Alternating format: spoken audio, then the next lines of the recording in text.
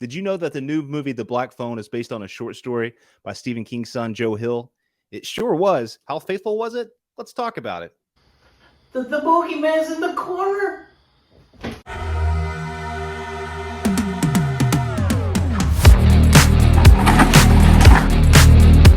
Oh, that's a baby arrow!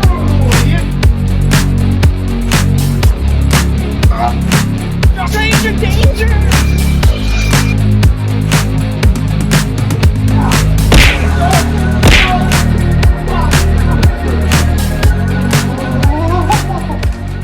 This is it. Don't get scared now. What's going on, guys and gals, and welcome to Good Real Hunting. We have for the good real so you don't have to. It's your boy Brad. As y'all know, last week I got a chance to see The Black Phone a little bit early. Really dug the movie. My review can be seen right up here.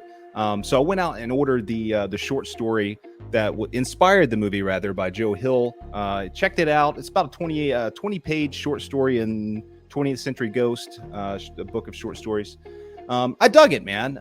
So it turns out that and granted, in this video, there's going to be spoilers for both the movie, The Black Phone, and the short story. So if you haven't seen it, haven't read it, or anything like that, don't watch this yet. Watch the movie, come back after, and then we'll talk about it. Now that we're all here having a good time, you should know that the movie is actually extremely faithful to the short story, to the source material. I think every line of dialogue in this short story, every interaction between Finney and the grabber, all that stuff makes its way into the movie almost word for word, if not word for word. Of course, the movie added a lot of stuff to the story to pad the runtime, including the freaking creepy ass mask you see on the posters, the trailer. All that stuff wasn't mentioned in the short story. That was new to kind of give this film some kind of creepy vibes, I guess. But I dug it. I'm glad they did. I think this mask creates a freaking icon, a modern day icon. And Ethan Hawke's portrayal was fantastic. The grabber is actually referred to in the short story as the Fat Man. And he's just kind of a dude. He's fat. He's over there. He's spilling groceries and shit. But let's get into some of the stuff. Oh, you goof. Well, isn't that just peachy keen? You need some help? So the short story starts with the abduction of Finney. He's out there. He's drinking some grape soda outside a store or some shit. He's having a good time. He looks across the street. He sees freaking the Fat Man out there freaking trying to put groceries in the van. He's out there spilling his shit. He's dropping eggs all over the place. And Finney's kind of like, he's amused by it, right? There's a fat dude over here. He's dropping all the shit. Like, that's the way it's kind of written out in the story. He's having a good time. He goes over there to help the dude out because he's a nice guy. But what happens is the Fat Man freaking sprays him up with some wasp spray, and he gets freaking thrown into the van. He pretty much passes out. He thought it was silly string at first. He saw the string, or he saw the can rather, and he's like, man, I'm about to get hit with some silly string. Woohoo! But he gets hit with some wasp spray instead. Gets thrown into the van, gets abducted, all kind of how it plays out in the movie. So I thought they did a really good job with that. He then wakes up in the room, which is pretty much on screen described exactly how it is in the short story. There's a bed, there's a shitter, and there's a phone hanging over there. And that's pretty much all there was.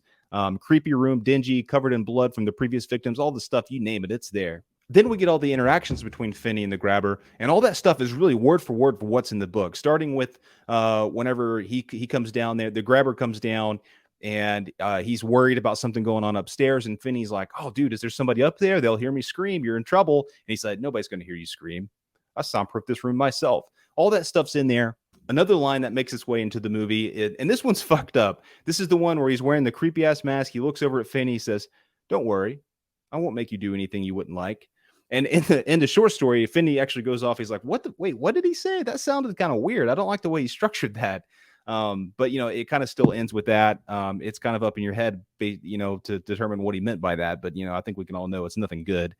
The phone rings just the same. The grabber says that he hears it ring sometimes. There's a couple sequences where Finney's thinking that he hears it ring, but he doesn't actually know. It's like a one ring kind of one off. The scene in the movie actually where he wakes up to it ringing, he thought he was kind of hallucinating. He was still dreaming kind of deal. That happens a couple times, but it's not too drawn out. Finney, the whole time he's down in the basement, he never gets fed by the grabber. He's hungry, he's starving, but he never gets any food. What did you put in this thing? Salt and pepper. That part doesn't happen. That's added for the fun part. So as things go on, he's trying to find weapons and stuff in the basement. He's trying to find like a rusty nail or like something from the toilet. He tries to take the toilet apart at some point and get some parts off of that so he can fight the dude.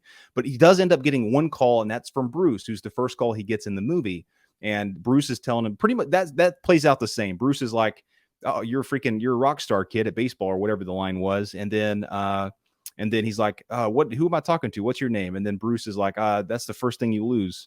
And then he's like, the first thing you lose whenever what happens? He says, that whole thing plays out the same. But Bruce is the one in the short story that tells him to load sand up in the phone and beat the dude's ass with it. So I thought that was kind of interesting. None of the other calls come in. So I actually kind of like this because it's kind of up for interpretation whether or not he's actually getting this call or if it's a hallucination, because he's been in there. He hasn't been feeding. He's actually in the short story. He goes in and out of consciousness quite a bit. Like at one point, he'll be on one side of the room and he'll kind of just wake up on the bed and don't remember how he gets there and things like that. So I think it is a little bit more ambiguous. There's no actual clues that he gets from these guys because there's only the one call that actually points out something that's there. Like in the movie, we get a couple different calls like, hey, there's a tile loose over there, and there actually is, or hey, there's a freezer over there, you can get through that way, and there actually is. It doesn't have any of that stuff. So it's really just an idea that he gets to load the phone up with sand, and that could have been something he came up with, and hallucinating the calls, it very well could happen that way. So I think that's interesting. But I will say the ending plays out the exact same way. The grabber's brother comes down. He's described in the short story as a coked out freaking brother upstairs. He comes down there. He's all like, "What the fuck's going on down here? I can help you out." And he gets axed in the head by the grabber. So all that plays out the same. Then Finney beats the shit out of him with the phone. He chokes him out for a minute, strangles him, I should say. And then the phone rings and he says, "It's for you." And it abruptly, it ends like that. So that's pretty much it. Beat for beat, that's what we get. There's a few things that's not in the short story, and that would be the biggest thing again is the mask that Ethan Hawke wears. The storyline, a lot of the stuff in the first act's not in the short story at all. The storyline with Finney's dad and the fact that he's an alcoholic and the mom's died and all that stuff, none of that stuff's in there. I think the mother's actually still alive. Both of his parents are briefly mentioned in the short story. Another big change is the sister's storyline, right? In the movie, she has this big drawn out or side story where she has her own arcs and her own thing going on. She's clairvoyant. She's having these dreams about Finney and the kids, and it's kind of leading her in the direction of where he's being held at. None of that stuff's in the short story at all. She's briefly mentioned, and they kind of hint at the fact that she's clairvoyant. Whenever they were younger, they were playing with some playing cards, and Finney would kind of pull some out of a deck, and she guessed 5 in a row correctly, perfect. Ace of spades, 4 of clubs, whatever. But that happened one time. She was never able to repeat the trick, as said. So that was really kind of a hint that maybe there's something going on, but there wasn't that connection to the mother that we see in, obviously in the movie. So all that stuff was kind of added in. Another big change was the character of Robin, who we all really liked. I thought he was a good character. He's like the best friend. I guess you could call him the best friend of Finney in the movie. He wasn't mentioned in the story at all. He wasn't in there at all. He was never abducted. He was just, he was completely added in. So I actually really liked his part of the movie. I thought it added to a nice little friendship with Finney. I thought he was a cool part. There wasn't that part in the story whenever the grabber leaves the door cracked open, and Finney's going up the stairs, and that whole thing where he's trying to play bad boy and like whip some fools and all that stuff. Like none of that stuff was in there.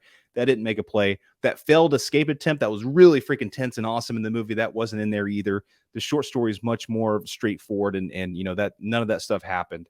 But outside of that, that's pretty much it. There's some other little things that were added in, all the stuff at school and all the other fun stuff. But overall, I think they did a good job of taking this short story and really giving more life to it and adding and fleshing it out a bit and making it a full-length feature film. The stuff they added, I think, really adds to the story. The mask specifically creates so much intrigue for this. The storyline with the sister, I enjoyed it. She stole the damn show in this movie. I liked all that. The relationship with Robin, I thought all that was really important. I think it added a lot. Of course, the setting as well, being in the Denver area in the 70s, all that stuff adds so much. So I'm glad they added what they did. I don't think I would have, I'm pretty stoked with what they did.